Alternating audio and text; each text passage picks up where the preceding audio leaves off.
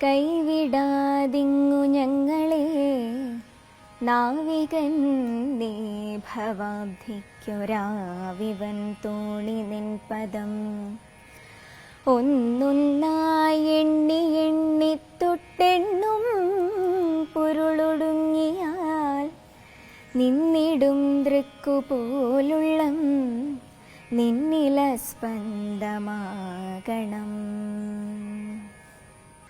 കേരളത്തെ ബാധിച്ച വിചിത്രമായ ഒരു മനോരോഗത്തിന് ചികിത്സ നിശ്ചയിച്ച ഒരു അപൂർവ വൈദ്യൻ്റെ ജന്മഗ്രഹത്തിൻ്റെ മുമ്പിലാണ് ഇപ്പോൾ ഞാൻ നിൽക്കുന്നത്.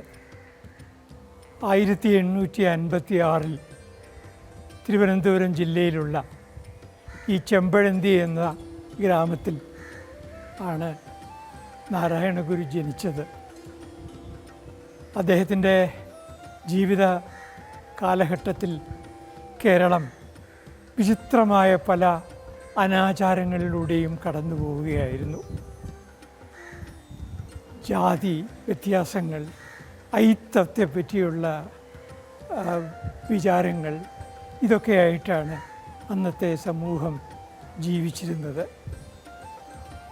ശ്രീനാരായണ ഗുരു ആകട്ടെ ഒരു സന്യാസിയായിരുന്നു.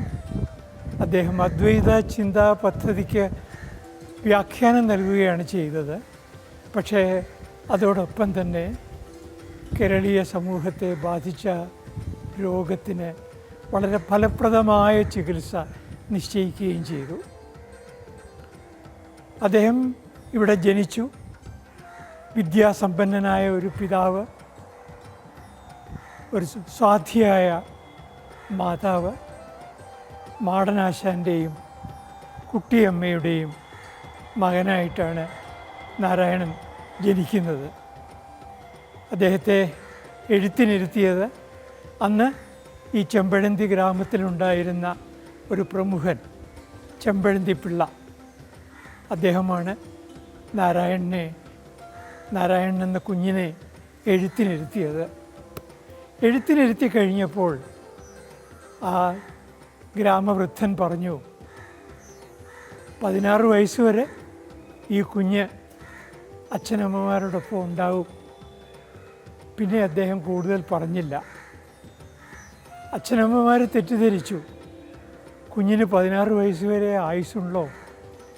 പക്ഷേ അദ്ദേഹം എഴുത്തിനിരുത്തിയ ആ ഗ്രാമവൃദ്ധൻ പറഞ്ഞതിന് വേറെ ചില അർത്ഥതലങ്ങളുണ്ടായിരുന്നു.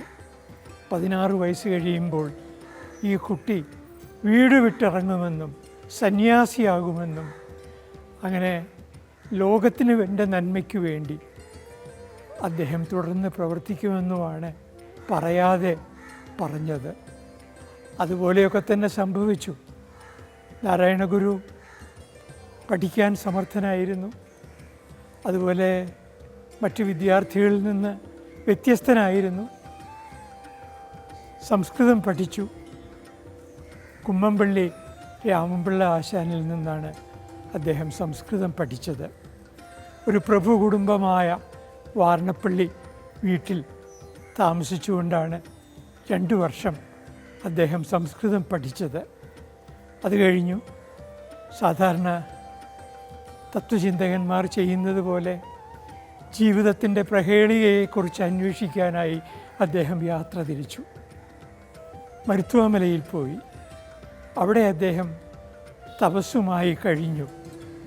അദ്ദേഹം പ്രപഞ്ചവുമായി സംവേദനം നടത്തി. വീണ്ടും അദ്ദേഹം മരുത്വാമലയിലുണ്ട് എന്നറിഞ്ഞ് അച്ഛൻ അദ്ദേഹത്തെ ചെമ്പഴന്തി ഗ്രാമത്തിലേക്ക് മടക്കിക്കൊണ്ടുവരാനായി ശ്രമിച്ചു. അതിനുവേണ്ടി ആളുകളെ അയച്ചു. അവർ പോയി കണ്ടു. അച്ഛൻ്റെ ആഗ്രഹം നിറവേറ്റാനായി നാരായണൻ മടങ്ങി വന്നു. വന്ന ഉടനെ തന്നെ അദ്ദേഹത്തെ വിവാഹം കഴിപ്പിച്ചു. നാരായണൻ്റെ അച്ഛൻ്റെ വിചാരം വിവാഹം കഴിക്കുന്നതോടുകൂടി ഒരു കുടുംബനാഥനായിട്ട് ചെമ്പഴന്തിയിൽ തന്നെ കഴിയുമെന്നായിരുന്നു. പക്ഷേ വിരക്തനായ അദ്ദേഹമാകട്ടെ അച്ഛൻ ആഗ്രഹിച്ചതുപോലെ അതിന് വഴങ്ങിയില്ല. അവസാനം വീണ്ടും ചെമ്പഴന്തി വിട്ട് ഇറങ്ങി. പിന്നെ അദ്ദേഹത്തെ ജനങ്ങൾ കാണുന്നത് നെയ്യാറ്റിൻകരയ്ക്കടുത്ത് അരുവിപ്പുറം എന്ന് പറയുന്ന ഗ്രാമത്തിലാണ്. ആ അരുവിപ്പുറത്ത് അദ്ദേഹം താമസിക്കുകയും 1888 അരുവിപ്പുറത്ത് ഒരു ശിവലിംഗം പ്രതിഷ്ഠിക്കുകയും ചെയ്തു. അരുവിപ്പുറം പ്രതിഷ്ഠ അന്ന് അതൊരു വലിയ കോളിളക്കമുണ്ടാക്കിയ സംഭവമായിരുന്നു. നാരായണൻ അതിനധികാരിയാണോ എന്ന് സംശയിച്ചവരുണ്ട്, ചോദിച്ചവരുണ്ട്. അദ്ദേഹമാകട്ടെ ആ സംശയങ്ങൾക്കൊക്കെ വളരെ ശാന്തമായി മറുപടി പറഞ്ഞു. ആ മറുപടിയിൽ ഒരു വിദ്വേഷവുമില്ല, എന്നാൽ കേരളീയ ജനതയെ ചിന്തിപ്പിക്കുന്ന അനേകം ധ്വനി തലങ്ങൾ അദ്ദേഹത്തിൻ്റെ മറുപടിയിൽ ഉണ്ട് താനും. വൈകാതെ ശ്രീനാരായണനെക്കുറിച്ച് പലരും അറിഞ്ഞു. ആളുകൾ അവിടേക്ക് വരാൻ തുടങ്ങി. അദ്ദേഹത്തിന് നിവേദ്യങ്ങൾ സമർപ്പിക്കാനായി, പഴങ്ങളും പണവും ഒക്കെ സമർപ്പിക്കാനായി അവിടെ ആളുകളെത്തി. അദ്ദേഹത്തിൻ്റെ സതുപദേശങ്ങൾ കേൾക്കാനായി അവർ കാതോർത്തിരുന്നു. അദ്ദേഹമാകട്ടെ അവരോട് അവരുടെ ചോദ്യങ്ങൾക്കെല്ലാം സമാധാനം പറഞ്ഞു. അങ്ങനെയാണ് ആ ഒരു നിർദ്ദേശം വന്നത്. ഈ ഭക്തന്മാർ കാഴ്ചവെക്കുന്ന പണം ഉപയോഗിച്ചുകൊണ്ട് എന്തുകൊണ്ട് ഇവിടെ ഒരു ആരാധനാലയം പണിഞ്ഞുകൂടാ? അവിടെ ഗോപുരമില്ല, വലിയ വലിയ എടുപ്പുകളില്ല, ഒന്നുമില്ല. മറിച്ച് ഒരു ചെറിയ ശ്രീകോവിൽ. ആ ശ്രീകോവിലിൽ അവിടെ അരുവിക്കരയിൽ നിന്ന് എടുത്തുകൊണ്ടുവന്ന, നെയ്യാറിൽ നിന്ന് എടുത്തുകൊണ്ടുവന്ന ഒരു ശിലയുടെ പ്രതിഷ്ഠ, അതാണ് ശ്രീനാരായണ ഗുരു നിർവഹിച്ചത്. പിന്നീട് ഡോക്ടർ പൽപ്പുവിനെ പോലെയുള്ളവർ അവിടെ എത്തുന്നു. ശ്രീനാരായണ ധർമ്മ പരിപാലന യോഗം സ്ഥാപിക്കുന്നു.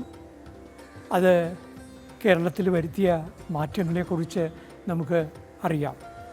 അന്ന് കേരളത്തിൽ നിലനിന്നിരുന്ന വലിയ ഒരു ദുരാചാരമായിരുന്നു ഈ ജാതി വ്യത്യാസവും, അതുപോലെ സവർണരല്ല എന്ന് നിശ്ചയിക്കപ്പെട്ട ചില ആളുകളിലൂടെ കാണിക്കുന്ന ഒരു ഉച്ചനീചത്വവും അല്ലെങ്കിൽ ഐത്വവും. അതിൻ്റെ ഏറ്റവും വലിയ ഇരകളായിരുന്ന ഒരു കേരളത്തിലെ പ്രബല സമുദായമാണ് ഈഴവ സമുദായം. ഈഴവ സമുദായത്തിന് വാസ്തവത്തിൽ ഐത്തം മാത്രമല്ല പതിത്വവും നേരിടേണ്ടി വന്നു. സവർണരുടെ ഇടയിൽ അനുകൂലമായ ഒരു അന്തരീക്ഷം ഉണ്ടാക്കാനായി മന്നത്ത് പത്മനാഭൻ്റെ നേതൃത്വത്തിൽ വൈക്കത്ത് നിന്ന് തിരുവനന്തപുരത്തേക്ക് ഒരു സവർണ ജാഥ പോയി. ആ സവർണ ജാഥ കാൽനടയായി സഞ്ചരിച്ചു. ആ ജാഥ അംഗങ്ങളെ ആവേശം കൊള്ളിക്കാനായി പാട്ട് പാടിക്കൊണ്ടിരുന്നത് സ്വാമി സത്യവ്രതനായിരുന്നു. ആരാണ് ഈ സത്യവ്രതൻ എന്നറിയില്ലേ? അദ്ദേഹം ശ്രീനാരായണ ഗുരുവിൻ്റെ പ്രിയ ശിഷ്യന്മാരിൽ ഒരാളായിരുന്നു. ശ്രീരാമകൃഷ്ണന് വിവേകാനന്ദൻ എങ്ങനെയാണോ അതുപോലെയായിരുന്നു ശ്രീനാരായണന് സത്യവ്രത സ്വാമികൾ. അദ്ദേഹത്തിൻ്റെ പൂർവാശ്രമത്തിലെ പേരുകൂടി നാം അറിഞ്ഞിരിക്കണം. അയ്യപ്പൻ പിള്ള എന്നാണ്. ആ അയ്യപ്പൻ പിള്ള സത്യവ്രത സ്വാമികൾ ഈ സവർണജാഥയിൽ പങ്കെടുക്കുകയും യാത്ര തിരുവനന്തപുരത്തേക്ക് പോവുകയും ചെയ്തു. അവർ വർക്കലയിൽ വന്നു. അന്ന് ശ്രീനാരായണ ഗുരു വർക്കലയിൽ വിശ്രമിക്കുകയാണ്. അദ്ദേഹത്തെ കണ്ട് ഈ ജാഥാ അംഗങ്ങൾ സാഷ്ടാംഗം നമസ്കരിച്ചു. അത് കഴിഞ്ഞിട്ടാണ് അവർ വർക്കലയിൽ നിന്ന് യാത്ര തുടരുന്നത്. അപ്പോഴേക്കും കേരളം എത്ര കണ്ടും മാറിയിരിക്കുന്നു എന്നുള്ളതിൻ്റെ ചെറിയ ചില ഉദാഹരണമായിട്ടാണ് ഞാൻ ഈ സംഭവം പറയുന്നത്. കേരള ചരിത്രത്തെ തിരുത്തി എഴുതുന്നതിൽ അതിനിർണായകമായ പങ്ക് വഹിച്ച ഒരു മഹാപുരുഷനാണ് ശ്രീനാരായണ ഗുരു.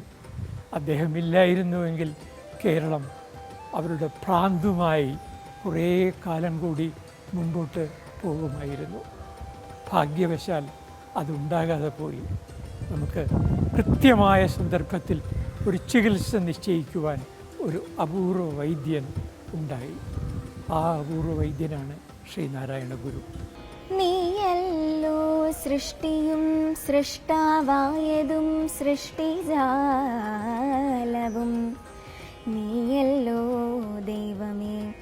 സൃഷ്ടിക്കുള്ള സാമഗ്രിയായതും. നീയല്ലോ മായയും മായാവിയും മായാവിനോദനും. നീയല്ലോ മായയെ നീക്കി സായുജ്യം നൽകുമാര്യനും. നീ സത്യം ജ്ഞാനമാനന്ദം, നീ തന്നെ വർത്തമാനവും ഭൂതവും ഭാവിയും വേറല്ലതും മൊഴിയുമോർക്കിൽ നീ. അകവും പുറവും തെങ്ങും മഹിമാവാർന്ന നിൻ പദം പുകഴ്ത്തുന്നു ഞങ്ങളങ്ങു ഭഗവാനെ. ജയിക്കുക. അദ്ദേഹം ഈ അരുവി പുറത്ത് ശിവരാത്രി നാളിൽ പാതിരാ നേരത്ത് നടത്തുന്നു. അതും അദ്ദേഹം നമ്മൾ ശ്രദ്ധിക്കണം. ഒരു സെക്രട്ടേറിയറ്റ് മാർച്ച് നടത്തും പോലെ, അല്ലെങ്കിൽ ഒരു പട്ടാപ്പകൽ ഒരു കാര്യം ചെയ്യും പോലെ അദ്ദേഹം ചെയ്തതല്ല. അതിന് തിരഞ്ഞെടുത്ത ദിവസവും പ്രത്യേകതയുള്ളതാണ്. ശിവരാത്രിയാണ്. അതായത് ദൈവം ഉറങ്ങാതെ ഉണർന്നിരിക്കുന്ന രാത്രിയാണ്. മനുഷ്യൻ ഉണർവോടുകൂടി ആ ദൈവത്തെ ഭജിക്കുന്ന രാത്രിയാണ്. അവരും ഉണർന്നിരിക്കുന്ന രാത്രിയാണ്. ആ ഉണർന്നിരിക്കുന്ന രാത്രിയാണ് കേരളത്തിലെ മനുഷ്യനെ വിളിച്ചുണർത്താൻ, ദൈവത്തിൻ്റെ അടുത്തേക്ക് കൊണ്ടുവരാൻ.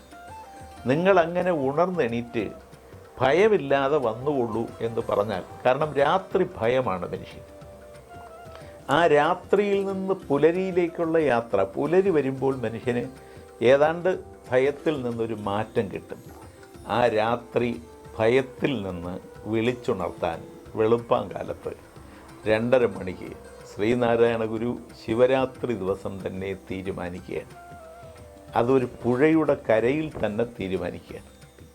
അങ്ങനെ തീരുമാനിച്ച് പ്രതിഷ്ഠ നടത്തിയതാണ് ഈ അരുവിപ്പുറം പ്രതിഷ്ഠ. ആ പ്രതിഷ്ഠ സ്വാഭാവികമായി നടത്തുമ്പോൾ അന്ന് തർക്കങ്ങളുണ്ടായി എന്നൊക്കെയാണ് പറയുന്നത്. അദ്ദേഹത്തിന് പ്രതിഷ്ഠ നടത്താൻ അവകാശമുണ്ടോ, അദ്ദേഹത്തിൻ്റെ ജാതിക്ക് അവകാശമുണ്ടോ എന്ന ചോദ്യമെല്ലാം ഉയർന്നു എന്നാണ്. ഞാൻ അതങ്ങനെ വിശ്വസിക്കുന്നില്ല. ശ്രീനാരായണ ഗുരു ഞാൻ പ്രതിഷ്ഠിച്ചത് ഈഴവ ശിവനാണെന്ന് പറഞ്ഞത് പിന്നെപ്പോഴും ആയിരിക്കാം. കാരണം ഈ നർമ്മത്തിന് കടുപ്പമുള്ള കല്ലുടയ്ക്കാൻ, അന്ധവിശ്വാസത്തിൻ്റെ അകത്ത് പ്രവേശിക്കാൻ, മനുഷ്യൻ്റെ ചുണ്ടിലൊരു ചിരി പടർത്താൻ, ആ ചിരി ഏത് പ്രതിയോഗിയുടെയും അകത്ത് അടഞ്ഞിരിക്കുന്ന ഒരു വാതിൽ തുറക്കാനുള്ള സാധ്യതയും ശക്തിയുമുണ്ട്. അതുകൊണ്ട് ഈ മഹാത്മാഗാന്ധിയാണെങ്കിലും ശ്രീനാരായണ ഗുരുവാണെങ്കിലും യേശുദേവനാണെങ്കിലും ബുദ്ധനാണെങ്കിലും ചിലപ്പോൾ നർമ്മം ഉപയോഗിച്ചിട്ടുണ്ട്. ആ നർമ്മം ഉപയോഗിക്കുമ്പോൾ അകത്ത് പൊട്ടാത്ത ഒരു പാറ പൊട്ടിപ്പോവുകയും തുറക്കാത്ത ഒരു വാതിൽ തുറന്നു വരികയും ചെയ്യുക എന്ന അത്ഭുതം അവർ കാണിച്ചിട്ടുണ്ട്. അപ്പോൾ ശ്രീനാരായണ ഗുരുവും ഈ സന്ദർഭത്തിൽ അപ്പോഴല്ലാതെ എപ്പോഴോ പറഞ്ഞ ഒരു നർമ്മമായിരിക്കാം ഈഴവ ശിവൻ എന്ന പ്രയോഗം. പക്ഷേ ആ പ്രയോഗത്തിൻ്റെ പിന്നിലെ പരിവർത്തനത്തിൻ്റെ യാത്ര എന്ന് പറയുന്നത് പിന്നെ കേരളത്തിൻ്റെ പരിവർത്തന ദശകൾ മുഴുവൻ പരിശോധിച്ചാൽ നമുക്ക് കൃത്യമായി മനസ്സിലാവും. അതിൻ്റെ ശാസ്ത്രീയതയും ആ ശാസ്ത്രീയതയ്ക്ക് കാരണമായി ഈ സംഭവം പരിശോധിക്കുമ്പോഴാണ് അദ്ദേഹം അവിടെ എഴുതി വെച്ച 4 വരികൾ ശ്രദ്ധിക്കേണ്ടി വരുന്നത്. അവിടെ എഴുതി വെച്ചത് ഒരു ക്ഷേത്രമെന്ന സങ്കല്പത്തിലല്ല. അദ്ദേഹം അതിനെ ക്ഷേത്രമെന്ന് വിളിച്ചില്ല.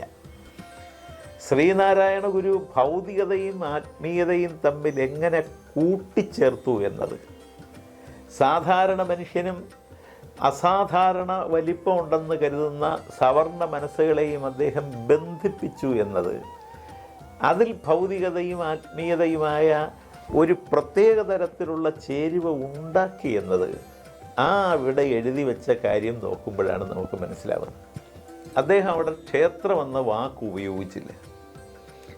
അദ്ദേഹം അവിടെ എഴുതി വെച്ചത് ജാതിഭേദം മതദ്വേഷം ഏതുമില്ലാതെ സർവരും സോദരത്വേന വാഴുന്ന മാതൃകാസ്ഥാനമാണിത്. വേണമെങ്കിൽ അദ്ദേഹത്തിന് ഇത് മാതൃകാക്ഷേത്രം എന്നെഴുതാമായിരുന്നു. കാരണം അന്ന് ക്ഷേത്രങ്ങളെല്ലാം ഒരു വിഭാഗത്തിൻ്റെതാവുമ്പോൾ ജനങ്ങളുടെ ആകെ ക്ഷേത്രം, അതുകൊണ്ട് ഇത് മാതൃകാക്ഷേത്രം എന്നെഴുതാമായിരുന്നു. പക്ഷേ അദ്ദേഹം അങ്ങനെ എഴുതിയില്ല. എന്തുകൊണ്ട് 33-ാമത്തെ വയസ്സിൽ ഒരു ക്ഷേത്രപ്രതിഷ്ഠ നടത്തിയ ശ്രീനാരായണ ഗുരു ഇത് ക്ഷേത്രമാണെന്ന് എഴുതിയില്ല. അതിൻ്റെ അർത്ഥം അതിനേക്കാൾ വലിയൊരർത്ഥം അതിനുണ്ടെന്ന് അദ്ദേഹം മനസ്സിൽ കരുതി. അന്ന് ക്ഷേത്രമെന്ന് അദ്ദേഹം എഴുതിയിരുന്നെങ്കിൽ അദ്ദേഹം പിന്നെ നടത്തിയ മാനവീകമായ പ്രവർത്തനങ്ങളുടെ, ഒരുപക്ഷെ വിപ്ലവകരമായ അദ്ദേഹത്തിൻ്റെ യാത്രയുടെ ഒരു അഭംഗി വന്നു ചേരാമായിരുന്നു. അതുകൊണ്ട് അദ്ദേഹം അന്ന് എഴുതിയത് ഇതൊരു മാതൃകാസ്ഥാനമാണ്. ഹിന്ദുവിനും മുസ്ലിമിനും ക്രിസ്ത്യാനിയും കറുത്തവനും വെളുത്തവനും ജാതിയിൽ കൂടിയവനും കുറഞ്ഞവനും ഒക്കെ വന്നിരിക്കാവുന്ന ഒരു സ്ഥാനം ഇന്നും ഇന്ത്യയിലില്ലാത്തത് അത്തരം മതേതര ജനാധിപത്യ സ്ഥാനങ്ങളാണ്. ക്ഷേത്രങ്ങൾക്ക് ഇന്ത്യയിൽ കുറവില്ല, പള്ളികൾക്ക് കുറവില്ല, മോസ്കുകൾക്ക് കുറവില്ല, ആരാധനാലയങ്ങൾക്ക് കുറവില്ല. പക്ഷേ ഇന്നും എല്ലാവർക്കും കൂടി ഒത്തിരിക്കാവുന്ന സ്ഥാനങ്ങൾക്ക് കുറവുണ്ട്. സത്യത്തിൽ ഈ ക്ഷേത്രത്തിൻ്റെയും പള്ളിയുടെയും മോസ്കിൻ്റെയും ഒക്കെ കൂടിയുള്ള വളർച്ചയിൽ സംഭവിക്കുന്ന മാനവികതയുടെ ഒരു യാത്രയുടെ വലിയ ഇടം സൃഷ്ടിക്കുന്നിടത്ത് മാത്രമാണ് ഒരു സ്ഥാനമുണ്ടാവുന്നത്. ആ സ്ഥാനമാണ് അദ്ദേഹം ഒരു അരുവിയുടെ കരയിൽ ഒരു പ്രതിഷ്ഠയിലൂടെ ശിവരാത്രി ദിവസം പാതിരാ കഴിഞ്ഞ നേരത്ത് സൃഷ്ടിക്കാൻ ശ്രമിച്ചത്. അതുകൊണ്ടാണ് അത് കേരളത്തിലെ പരിവർത്തന യാത്രയുടെ കല്ലിടൽ കർമ്മമാണ്. അതൊരു ഉദ്ഘാടനമാണ്. ആ ഉദ്ഘാടനം കഴിഞ്ഞാണ് കേരളത്തിൻ്റെ മാനവിക യാത്ര ആരംഭിക്കുന്നത്. ജയിക്കുക മഹാദേവ ദീനാവന പരായണ, ജയിക്കുക ചിദാനന്ദ ദയാസിന്ധോ, ജയിക്കുക ആഴമേറും നിൻ മഹസ്സാമാഴിയിൽ ഞങ്ങളാകവേ, ആഴണം വാഴണം നിത്യം, വാഴണം വാഴണം സുഖം. യുഗപ്രഭാവനായ ശ്രീനാരായണ ഗുരുദേവൻ്റെ 171 തിരുജയന്തി സമാഗതമാകുകയാണ്. 171 തിരുജയന്തി ലോകമെമ്പാടും ആഘോഷിക്കുന്നതിനുള്ള തയ്യാറെടുപ്പുകൾ എടുത്തു കഴിഞ്ഞു. ഗുരുവിൻ്റെ സന്യസ്ത ശിഷ്യ പരമ്പരയായ ശ്രീനാരായണ ധർമ്മസംഘം ട്രസ്റ്റിൻ്റെ ആഭിമുഖ്യത്തിൽ സംസ്ഥാനത്തിനകത്തും പുറത്തും ശിവഗിരിയിലും ഗുരുവിൻ്റെ തിരു അവതാരം കൊണ്ട് പുണ്യഗ്രഹമായ ചെമ്പഴന്തിയിലും അനുബന്ധ സ്ഥാപനങ്ങളിലുമെല്ലാം ജയന്തി ആഘോഷങ്ങൾ നടക്കുകയാണ്. ഓരോ വർഷവും തിരുജയന്തി കടന്നു വരുമ്പോൾ തിരുജയന്തി നൽകുന്ന സന്ദേശത്തെക്കുറിച്ച് സമൂഹം ഇന്ന് കൂടുതൽ ആത്മപരിശോധന, ആത്മവിചിന്തനം നടത്തേണ്ട സന്ദർഭമാണ് നമ്മുടെ മുമ്പിലുള്ളത് എന്നുകൂടി സൂചിപ്പിക്കുവാൻ ആഗ്രഹിക്കുകയാണ്.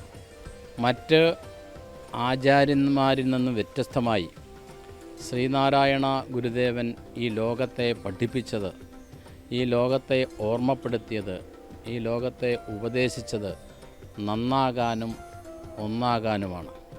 മനുഷ്യൻ നന്നാകണം, മനുഷ്യൻ ഒന്നാകണം. നന്നാകുക എന്ന് വെച്ചാൽ ശാരീരിക പുഷ്ടി പ്രാപിക്കുക എന്നുള്ളതല്ല. നല്ല ആഹാരപദാർത്ഥങ്ങൾ കഴിച്ചുകൊണ്ട് ശാരീരിക പുഷ്ടി നേടുക എന്നുള്ളതല്ല നന്നാകൽ കൊണ്ട് ശ്രീനാരായണ ഗുരു ഉദ്ദേശിക്കുന്നത്. മാനസികപരമായി, ചിന്താപരമായി, ദൈക്ഷണികപരമായി എല്ലാ രംഗത്തും നന്നാകലിൻ്റെ പാത വെട്ടിത്തുറക്കുവാൻ നമുക്ക് കഴിയണം. ഇന്ന് വെറുപ്പിൻ്റെയും വിദ്വേഷത്തിൻ്റെയും പകവീട്ടലിൻ്റെയും പാതയിലൂടെ സമൂഹം സഞ്ചരിക്കുമ്പോൾ നമ്മുടെ കൊച്ചു കേരളം മാത്രമല്ല, ഇന്ത്യ മഹാരാജ്യം മാത്രമല്ല, ലോകത്ത് എമ്പാടും വെറുപ്പിൻ്റെയും വിദ്വേഷത്തിൻ്റെയും പാതയാണ് ഉയർന്നു വന്നുകൊണ്ടിരിക്കുന്നത് എന്ന് നമുക്ക് കാണുവാൻ കഴിയും. ഈ സന്ദർഭത്തിലാണ് ഗുരുവിൻ്റെ മഹത്തായ ഉത്ബോധനത്തിന് പ്രസക്തിയും പ്രാധാന്യം ഏകുന്നത്. തിരുജയന്തി ആഘോഷിക്കുമ്പോൾ ആ നന്നാകലിൻ്റെ പാതയാണ് നാം ഉൾക്കൊള്ളേണ്ടത്. അതുവഴി ഒന്നാകാനും നമുക്ക് കഴിയണം. ഗുരു 1888 ഒരു വിഗ്രഹപ്രതിഷ്ഠ നിർവഹിച്ചുകൊണ്ടാണ് ഗുരുവിൻ്റെ കർമ്മകാണ്ഡം അല്ലെങ്കിൽ നവോത്ഥാന പ്രക്രിയയ്ക്ക് തുടക്കം കുറിച്ചത്. കേവലം വിഗ്രഹപ്രതിഷ്ഠ നിർവഹിച്ചുകൊണ്ട് ഗുരു പറഞ്ഞത്, ഉപദേശിച്ചത്, ആലേഖനം ചെയ്തത് ക്ഷേത്രത്തെക്കുറിച്ചോ അല്ലെങ്കിൽ ദൈവത്തെക്കുറിച്ചോ ദേവാലയത്തെക്കുറിച്ചോ ആയിരുന്നില്ല, മനുഷ്യനെക്കുറിച്ചായിരുന്നു. സർവരും സോദരത്വേന വാഴുന്ന ഒരു സാമൂഹിക പശ്ചാത്തലമാണ് ഇവിടെ ഉണ്ടാകേണ്ടത് എന്നായിരുന്നു ഗുരുവിൻ്റെ വലിയ സങ്കല്പം. ആ സങ്കല്പമാണ് ഒന്നാകലിൻ്റെ സങ്കല്പമായി കണ്ടുകൊണ്ട് നന്നാകാനും ഒന്നാകാനും ഉതകുമാറുള്ള അവസ്ഥാവിശേഷം നമുക്ക് സംജാതമാകേണ്ടത്. ഗുരുവിൻ്റെ ഉത്ബോധനങ്ങളും ഗുരുവിൻ്റെ ഉപദേശങ്ങളും ഗുരുവിൻ്റെ പ്രത്യയശാസ്ത്രങ്ങളുമെല്ലാം ഇത്തരത്തിൽ മനുഷ്യനെ നന്നാക്കാനും ഒന്നാക്കാനും ഉതകുമാറാണ്. യഥാർത്ഥ മനുഷ്യനെ സൃഷ്ടിക്കുക എന്ന ആ വലിയ സങ്കല്പം അനർത്ഥമാക്കുവാൻ നമുക്ക് കഴിയണം. ഓരോ തിരുജയന്തി കടന്നു വരുമ്പോഴും സമകാലീന വിഷയങ്ങളിലേക്ക് കടന്നു ചെല്ലുവാനും സമകാലീന വിഷയങ്ങളിൽ അശാസ്ത്രീയമായ ധാരണകൾ കടന്നുകൂടിയിട്ടുണ്ടെങ്കിൽ അശാസ്ത്രീയമായ ധാരണകളെ സമൂലം തിരുത്തി ശരിയായ ദിശയിലേക്ക് കൊണ്ടുപോകുവാനുള്ള ചർച്ചകളും ചിന്തകളും പഠനങ്ങളുമാണ് ഈ ജയന്തിയിലൂടെ ശ്രീനാരായണ ധർമ്മസംഘം ട്രസ്റ്റും ശിവഗിരി മഠവും ആഗ്രഹിക്കുന്നത്. അതുകൊണ്ട് തന്നെ ആ വിഷയങ്ങളെക്കുറിച്ചുള്ള ചർച്ചകൾക്കും ചിന്തകൾക്കുമാണ് ശിവഗിരി മഠവും അനുബന്ധ സ്ഥാപനങ്ങളിലും സംഘടിപ്പിച്ചിട്ടുള്ള ജയന്തി സമ്മേളനങ്ങൾ മുന്നോട്ട് വയ്ക്കുന്നത്. ശ്രീനാരായണ ധർമ്മസംഘം ട്രസ്റ്റിൻ്റെ ആസ്ഥാനമായ ശിവഗിരി മഠത്തിൽ തിരുജയന്തിയോടനുബന്ധിച്ച് വിശ്വസാഹോദര്യ സമ്മേളനവും സംഘടിപ്പിച്ചിട്ടുണ്ട്. അതുപോലെ തന്നെ ചെമ്പഴന്തി ഗുരുകുലത്തിൽ തിരുജയന്തി സമ്മേളനത്തോട് അനുബന്ധമായി ശ്രീനാരായണ ദാർശനിക സമ്മേളനവും സംഘടിപ്പിച്ചിട്ടുണ്ട്. 1904 ശ്രീനാരായണ ഗുരുദേവൻ ശിവഗിരി മഠം സംസ്ഥാപനം ചെയ്യുന്നത്. ശിവഗിരി മഠ സംസ്ഥാപനത്തോടനുബന്ധിച്ച് ശ്രീനാരായണ ഗുരുദേവൻ ഒരു സന്ദേശം പുറപ്പെടുവിക്കുകയുണ്ടായി. ആ സന്ദേശത്തിൽ ഗുരു പറഞ്ഞത്, എല്ലാവരും ആഗ്രഹിക്കുന്നത് സുഖത്തെ ആണ്. സുഖപൂർണമായ, ഐശ്വര്യപൂർണമായ, ആനന്ദപൂർണമായ ഒരു ജീവിതമാണ് എല്ലാവരും ആഗ്രഹിക്കുന്നത്. അതുകൊണ്ട് ആ ആഗ്രഹ നിവൃത്തിക്ക് വേണ്ടി, അത് സാക്ഷാത്കരിക്കുന്നതിന് വേണ്ടി അതിനനുസൃതമായ ജീവിതശൈലി നാം സ്വരൂപിക്കേണ്ടതുണ്ട്. സദാചാരബോധത്തിലും ധർമ്മനിഷ്ഠയിലും അധിഷ്ഠിതമായ ജീവിതമാണ് സമൂഹത്തിനുണ്ടാകേണ്ടത്. ജനസമൂഹത്തെ സദാചാരബോധത്തിലേക്ക്, ധർമ്മനിഷ്ഠയിലേക്ക് നയിക്കപ്പെടുന്നതിന് ആരാധനാലയങ്ങൾ, ദേവാലയങ്ങൾ, ആശ്രമങ്ങൾ എന്നിവ ഉപയുക്തമായി കണ്ടുവരുന്നു. അതുകൊണ്ട് നാടുനീളെ ആരാധനാലയങ്ങളും ദേവാലയങ്ങളും ആശ്രമങ്ങളും ഉണ്ടാകണം എന്ന് ഗുരു ആഗ്രഹിച്ചിരുന്നു. ആ ആഗ്രഹ സഫലീകരണത്തിൻ്റെ ഭാഗമായിട്ടാണ് ശിവഗിരി മഠം സംസ്ഥാപനം ചെയ്ത്.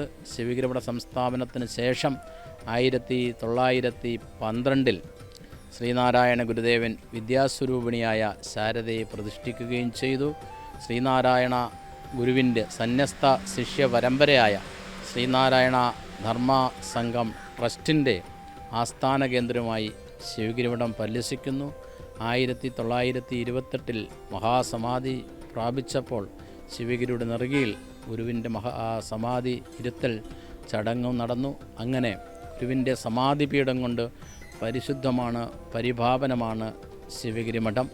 ഇന്ന് ശ്രീനാരായണ വിശ്വാസികളുടെ, ശ്രീനാരായണ സമൂഹത്തിൻ്റെ ആധ്യാത്മിക കേന്ദ്രമായി ഇന്ന് ശിവഗിരി മഠം പരിലസിക്കുകയാണ്. ഗുരുവിൻ്റെ മഹത്തായ മതേതര സങ്കല്പത്തിൻ്റെ, മതേതരത്വത്തിൻ്റെ ഒരു പ്രകാശ ഗോപുരമായി ശിവഗിരി മഠം ഉയർന്ന് ഇന്ന് നിൽക്കുകയാണ്. ആരായുകിലന്ധത്വമൊഴിച്ചാതിമഹസ്സിൽ നേരാം വഴി കാട്ടും ഗുരുവല്ലോ പരദൈവം. നാരായണമൂർത്തേ, ഗുരുനാരായണമൂർത്തേ, നാരായണമൂർത്തേ, പരമാചാര്യ നമസ്തേ.